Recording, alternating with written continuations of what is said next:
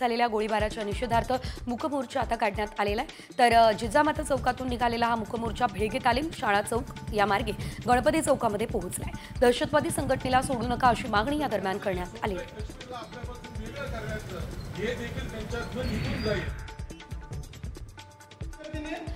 पुण्यात परप्रांतीय कर्मचाऱ्यांकडून मुलीचा विनयभंग करून तिला अर्धा तास लिफ्टमध्ये डांबून ठेवण्यात आलं। मनसैनिकांनी त्या ठिकाणी जाऊन त्या आरोपीला चूप दिली। पोलिसात तक्रार देखील करण्यात आलेली आहे।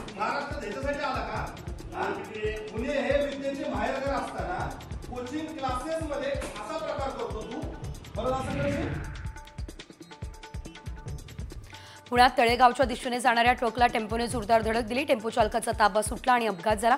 यामध्ये चालकासह एक जण गंभीर जखमी झालाय तर एक कामगार सुखरूप वाचलेला आहे।